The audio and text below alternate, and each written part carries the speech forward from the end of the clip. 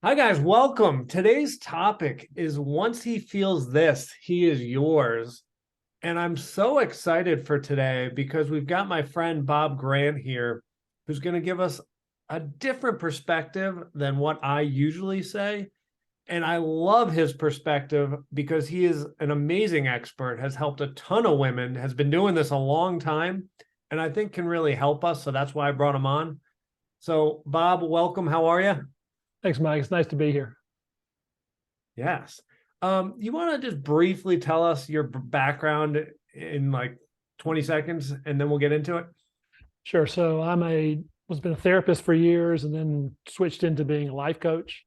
And most of this was the women had told me about certain themes that were coming up, and this was a big one.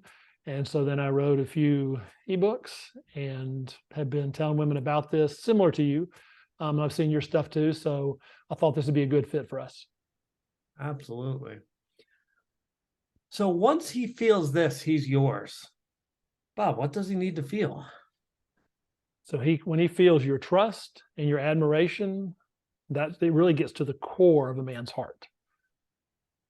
Trust and admiration. Yeah, I mean, I definitely think that's right. Like, it is hard, as a man, for me to start trusting a woman that I just started dating. How do you think a woman goes about executing this? Because that sounds like the concept's easy, but the execution sounds tough.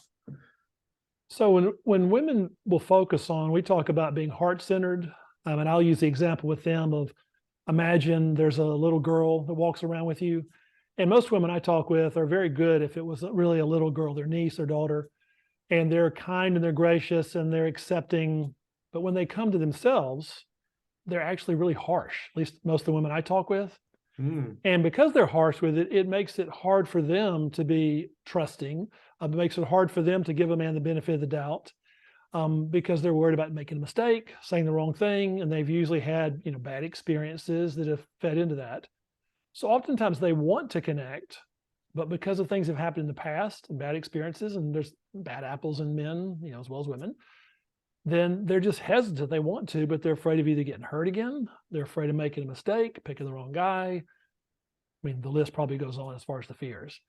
And that makes it difficult to trust. That makes it difficult. And men pick up on this, and it's hard for them because do I try really hard to overcome this? Do I, is she clingy? I mean, all these odd thoughts going inside men's minds. And so it's not really clear for men because men are pretty simple. And for us, it's like green light, red light. And if it's not green light, then I'm not sure what it is. Is it red light? Is it pink? Is it yellow? Is it not sure what to do? And if men have to think, that makes it hard for us to trust. It makes it hard for us to pursue. We're not sure. So we need that signal from a woman. That signal comes from inside of her. mm. So I think what really hit me was when you said, like, women are tough on themselves. Mm. And I see that all the time. And frankly, I'm tough on myself sometimes, and I've been working on that. But for women that are very tough on themselves, how do they start kind of trying to help themselves out and start loving themselves and start being a little nicer to themselves? So I like the idea of that they already have it there, because usually I can find someone, if we talk with them, a child is easier for them to sort of visualize, but it can be friends. And just the first part is actually awareness, because one of the things I'll notice with them is, since like you, a man, if someone's talking with me, when I would see folks in the office, it was usually more pronounced, is they would say something vulnerable and they'd start to cry sometimes. These are professional women. And, of course, I'm a man, it's awkward for them. And just almost immediately, it's take the tears away and just, I'm sorry, and they apologize, as though they're showing weakness. And then that's a chance for us, for me or you, to model for them and say, I'm not insulted. I'm flattered that you feel safe enough, that you can let this out. Because what they want to do is intellectually figure it out and so know what not to do. And I said, it doesn't work like that. I said, you have to be willing to, when it comes up, to allow yourself to feel it. That doesn't mean be controlled by it. And so that's why, like in that example, if I can catch them in the act and just for them to get a different reaction, but it starts with the willingness to be vulnerable. And more specifically, it's the willingness to be authentic. And a lot of them are, at least the ones I talk with, are afraid of that. because they've been authentic. And usually some guy or someone, don't be so sensitive, don't be so emotional, don't be so, and they take that and jerk it all the way the other extreme of just, I'm not going to be weak. I'm not going to be, and they, overcompensate a lot. So I think awareness is the first part. Awareness. So I'm wondering how this works. So a woman comes shows up to a date, is vulnerable, starts sharing, maybe starts tearing up. Now a man's definitely starting to feel a little trust because he's like, wow, she's opening up. I'm actually seeing who she really is instead of some facade. But like, how early does she do this? Could this potentially push him away? Because she's like, why is she giving me all this? And why is it upsetting her? Like, what's the balance here? How do we execute this gracefully where we actually get his trust, but don't make him like scared? And I think you bring up a good point about as far as when and timing. So if we think in terms of like steps, step 1, 2, 3, 4, 5, and like levels of disclosure. So you're right. If it's a first date and someone's tearing up on the first date, that would be a little different because it's like level 3 and 4 level disclosure when we just met. And so I can feel sad and still be in control. I can feel nervous and doesn't mean I have to share everything because they're sharing and then they're being transparent. And transparent's no good. And some folks will confuse that. If I'm sharing, I just share all my feelings, and that's not sharing. That's dumping. That's overwhelming. And that's usually what guys talk about. Like someone was too emotional, is they just shared too much. So authentic is just more about not lying. So I don't necessarily need someone if they're sad to cry, but what I'm asking them to do is don't laugh. Because I'll hear folks tell me stuff that's not funny. Someone did something to me, they laugh, and it's a nervous laugh. I wouldn't want you doing this on a date, but I'll say, what's so funny about that? And I'm not trying to like catch them as much as it's a way of numbing out when we do that. So, if I'm laughing with something scared, or I say no big deal when something really bothers me, it isn't just that that's lying, but the habit of that numbs out. And I tell women, it gives men the wrong impression that you're tougher than you really are. And then he's like, when it finally builds up and you either explode or you get really quiet or cry, that's when he's like, what? Where's this? And he's blindsided because all this stuff that you've ignored, he assumes doesn't bother you. And again, hopefully this doesn't all happen on the first date. But if we're talking being authentic on the first one, you may come across as nervous, and guys like that. That's, I'm asking you, as a guy, that's not a turnoff. If someone's a little nervous, someone with, in fact, it's flattering. But if they're just not going to be weak at all, they'll even shut that off, and then we don't know. Does she like me? Not like me? And that doesn't really help with the connection. I don't think. I don't know about you. Yeah, I totally agree. Like, and to your point, like nervous is flattering. It's like, oh, they must think I'm good looking, or they must be excited to be here. That's great. And I think exactly what you said is when they fumble, like let's say they say something that's vulnerable and then they start giggling, it makes them look like they're not confident to sit in that feeling. And I think as a man, you're like, well, has she, never said this before? Has she not done any work to like be able to sit in this feeling? And so it makes you nervous that like, I'd like someone that's done some work on themselves so that, when we get into bigger problems, like we can kind of work through that together. And, as you're saying that, I think in terms of intimacy, that some folks I think confuse with intensity, like just intimacy is sex and that's it. But for men, we don't do this a lot. And so when a woman is uncomfortable with it, we're not going to be great at it in general. At least even guys that are in touch with their feelings, I think we're in touch with their feelings for a man. I don't think we're like in touch with them like women can be. And that's sort of the gateway for us. And so if a woman's nervous about it, I don't know how to guide her through that if I'm a man. I don't know when I should or shouldn't. I'm just fumbling with this. It's not that a woman has to be perfect with it, just women, I think, feel more than men do. And that's how they normalize it with us. If we're, to either open up or share stuff, because if I'm with a bunch of guys, it's let's fix the problem. If there's no problem to fix, let's move on. And that's just what guys do in general. We're just task oriented. And that's a place for us men that we don't get. And if a woman doesn't do that, it's almost like we get cheated out of it. And I agree with you. We don't know what to do. We don't, is this a red flag? Do I need to give more time? I'm not really sure. And I tell women, I go, you really don't want him thinking a lot about it. Because if he's thinking, he's going to come up with stuff that isn't really true, but he doesn't know. And you might catch him on a bad day. There's all kinds of stuff that happens. But that authentic piece, if it's something sad, it makes more sense if all of a sudden you start to look sad in your face. I can relate to that. And what that does for women is it softens their heart. The more they practice being authentic, the more it softens in general. And when a woman's heart is soft, that's when she just glows. I mean, I've seen this, I'm sure you have with your clients, time and again. They just, and they're not trying, they're not squeezing really hard. In fact, most of them are like, what's happening? Why is this happening? They want a button to push. I'm like, it doesn't work like that. There's no button to push. I know you want it. I said, authentic does this. And even if they don't feel great, they can feel scared, overwhelmed, and it still works, and they really don't get it. I'm scared. Guys don't like that. And what guys like is that you're authentic and your guard's down. They like that a lot. They just don't know how to describe it. Yes. And ladies, like, I just want to point out, and then I want to switch topics, but being authentic may feel scary at first and vulnerable. But once you do it once, twice, 3 times, all of a sudden it becomes the easiest thing that you've ever done, because you don't have to go into your brain and think, how am I going to present this? You just like vomit it. This is exactly how I'm feeling. This is exactly what's happening. So then it becomes like, it just comes out your mouth. And this is exactly who I am. So it becomes very easy once you practice it a few times, because it just comes out. Did you want to say something on that, or can I switch topics? No, that's a good, because it is that intense at times. And that's the fear of, if this comes out, I'm afraid it won't stop. Or oh my goodness. And that's the paradox you're describing, is that by letting it out, actually, what's the oddest thing is all of a sudden it doesn't do what you're afraid of. And that's how folks realize, oh, this isn't going to kill me. This isn't going to, I'm not going to become this. Like if I feel sad, it's going to take over. No, becoming more sad is about stuffing it down, stuffing it down, stuffing it down. That's when it grows.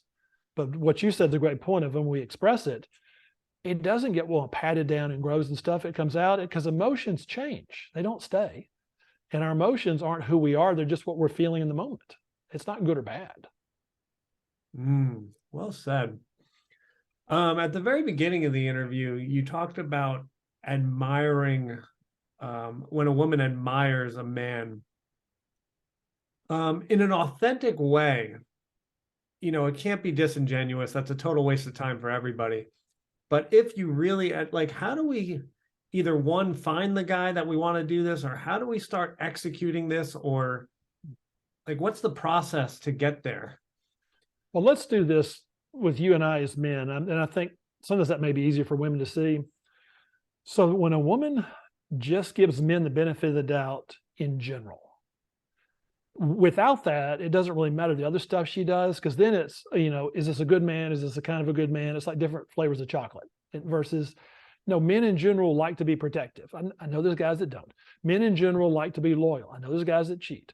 Men in general want to be your hero. I know there's guys that, see, we can't make it for 100% of the men, but just men in general. And if that's the case, and she doesn't have this guard up because I can't feel certain things, I can't, that's 80% of it before she even meets somebody. And then, well, at least what I've seen, the ones that do really well is, her view is, whoever a man is, I'm going to magnify him just because of who I am. Not because I'm consciously trying, as much as like on the, you know, early on the first dates, she's going to be a little curious, as opposed to, is this a guy for me or not? There's like, no, just, she's not her focused. She's him focused, because she doesn't have this hole to constantly fill up.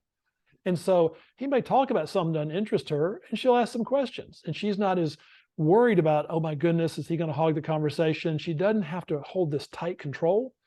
And if it's not a good fit, it's not personal, you know, we just say next. I mean, that means he's a horrible person, and he doesn't know me well enough to reject me. I just met him. That's not, and I just assume he reject me now instead of waste my time for 4 months. Now, I'm not saying you're going to think all this, but at its core, it's really simple, because it's the same way we choose friends, and that we don't go around like, I got to have 4 best friends and stuff. We just meet someone. If it works, we see him again and again, and the friendship develops that way. And that's why I tell women, the guys you don't like, part of the reason why is because you don't care. not you don't care like you're an idiot as much as you don't care like you're not trying to impress, you're not trying. And there was, supposedly, this is a long time ago, there was research, I never could find the source, it's so old, but they talked about the ability to be at ease. And what they described is they said that's the way you treat people you don't really care about, the taxi cab driver, the Uber driver, all. And that was the most appealing thing. Now, I believe it because I've seen that a lot with folks. And when a woman does that, as opposed to, I got to get what you think, I got to get you to figure out, as much as just, this is where I'm at now, this is where I'm at, it's just a date, or it's just whatever. How the date goes is not a reflection on me. It's not. It's just this date. And if I'm blonde headed and he wants someone short and brunette, okay, I'm just not his type. But that's not a reflection on I'm not good enough because he won't say that. Whatever the thing is, because we want it to be that the more you are of yourself, the more he likes it. And that won't be every guy. And you really don't, excuse me, you really don't want it to be every guy.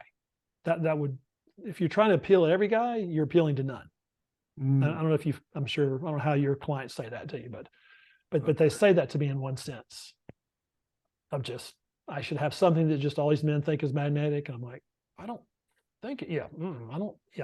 I'm with you. I try not to nod in front of the client because I can feel me going, no, that's not going to be helpful.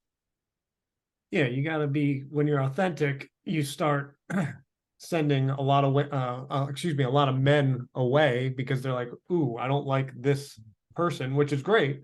Because that, when you get married or when you find your life partner, it should be, you're only available to 2% of men that actually make sense for you. So 98% should be shoving off. And then the 2% get really big-eyed and they're like, whoa, I haven't felt this type of connection. And every guy, I don't know, I'm sure it's been your experience too, every guy I know can describe that. Now they may say it differently. There's something about her, or we just clicked or whatever. And a lot of times women think it's a look or something. I'm like, it's a look, but it's not. Yeah, I'm with you. It's not just a look. It's much more, and it's hard to describe, but it's just something on a primitive back part of the brain, visual, all that combined. And how about we just target that? I mean, it's similar like in our businesses. If we focus on those people we love, that takes care of all the rest versus trying to appeal to everybody. And just pour our heart into those folks and to listen to them. I mean, it works even better with relationships. And the women that do well in the sense of a lot of guys like them, when I talk with them, they're more like that. They're not trying to appeal to every guy. They just know who they are and what they like. And some like someone more traditionally mannered than others. Some like, but she knows that and she owns it. And that, at least what I've seen, makes it more appealing. It goes back to being authentic with herself. Absolutely. Earlier you talked about a skill set that, like, my eyes went big. You talked about a woman magnifying. And the reason my eyes went like real big is I thought back to all the times I've experienced that. And I felt like Superman, and all I wanted to do was be around that woman. And it's because she was authentic and because we had a great connection. But I was hoping you could explain what magnifying looks like so women kind of understand what that is, because the effect of it on men is like, they're like, whoa, I want more of this. I want more of this woman. So maybe you can talk about that. Yeah, it's enchanting, isn't it? Yes. And so magnifying starts with a woman. If I like me, I know my weaknesses, I know my weirdness. I mean, where I know myself, then I'm not afraid of yours. Then, because you're going to have stuff too. But if I don't like to look inside and I don't, then any weakness you show, I'm just going to be a turn off, or I'm going to deflect it.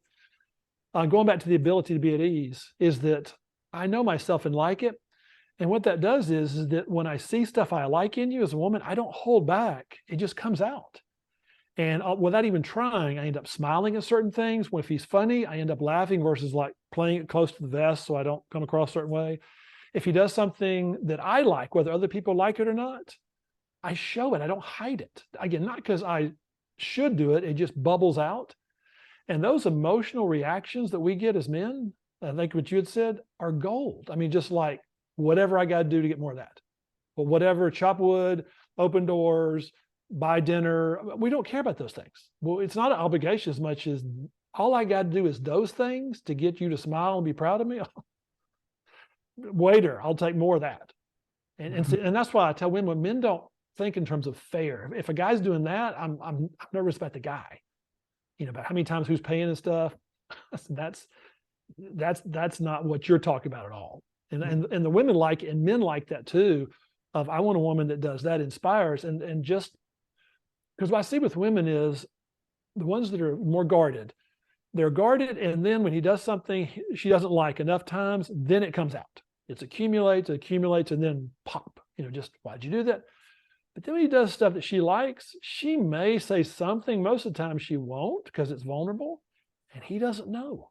I mean, maybe she mentioned it one time, but without that emotional reaction, we don't know. I mean, we can guess, but where's my reward? I mean, guys aren't going to say it that way, but it feels like, okay, well, I tell women, I say, imagine if he gave you roses and you're like, okay, thanks. If I'm a man, I'm like, well, that didn't work. No need to do that again. Not out of spite. It's just, I want stuff that works, that I'm trying to make her happy. Mm. And she says, why don't you buy me flowers? Because you don't like them. I like flowers. And I've heard this discussion so many times. And she's like, what? I told him. I said, you told him, but he didn't feel it. I said, it's what he feels that he's going to feed off of. And the more he feels, especially he's doing a good job, that's that Superman thing you talked about. I'm just, oh my gosh, if she's easy to please, I'll just keep doing more of that. Because then I want to be around her. I want to do stuff. At least I think that's what you're describing. Yeah, I think so. I think I'm going to try to simplify this. Like, think of like a comedy act. And so the comedian goes out there, it's a guy, and he's trying to get people to laugh. And so he puts out like a joke about X, and the whole audience goes wild and is laughing. He's like, all right, so I know I can, do these racist jokes. The audience likes this racist joke. So now I'm going to keep going down the racism comedy act. Mm-hmm. But let's say he does the racist comedy joke and no one laughs. He's like, oh, this is the wrong audience for that. Let me try some other material. So I think that's what a man does, is like, he'll try, whether, in any conversation, whether being vulnerable, a joke, or just talking, he's looking for a woman that like lights up and really likes what he's saying. And then he's just going to give more and more and more. And she's magnifying back that it's okay for him to be himself. And she really likes this guy. So I think in these connections, when you find where you can magnify because you want to magnify because you like what you're hearing, you're in a good date or a good situation. If you don't want to magnify because you're like, everything he's saying stinks, that's not the right person. And I think a comedy is a great analogy because for men, it feels that vulnerable. If you're, I mean, hopefully he's not trying racist jokes, but I mean, when you're trying to show off or impress and you get nothing, it really is like a comedian up there in front of the whole audience. And it's, so I hadn't thought about it that way, but as you're saying it, I can feel that thinking, yeah, that sounds pretty familiar with them. And I'm just trying to connect with them. And for a man that can't connect, because then he doesn't know if this is a good fit or not. And sometimes a woman's shy, and this goes back to being willingness to be vulnerable. We don't, if you hate his shoes, this is your point. Don't tell him you like his shoes because he's going to wear those more often. But if you like something, just don't keep it to yourself. Because that's the part that's confusing for us men, because that looks the same as you not being interested. Absolutely. That's so great. Yeah. Yeah, I think that's something we do that too. We're like, oh, nice shoe. Like humans, we do that. And that's not helpful. That's really not helpful. No. All this stuff is amazing. But there's some work you do that I think is just so valuable that I really want to offer to my audience. And what that is getting a woman ready for this whole dating, ready for a man. So just being a woman that men truly adore. And you've kind of built out this process and this system for women to go through to start that and start working on that, which I really like, because I think, we talk about this stuff, but what's the blueprint to actually start executing it? And I think you've built that for them, and you've done it at a very cost-effective, like personally, I think you should have charged way more for what the value is, but that's your business. Mhm. So I wanted women to have access to this. It's called The Women Men Adore, which is literally perfectly titled for what it is. But what we'll do is we'll put a link so you can go get that down below. So what I'll do, so everyone, it'll be in the description. I'll also pin it as the top comment. And if anyone's have any problems getting it, just message me or put it in the thing. But Bob, what is this, and why should women get it?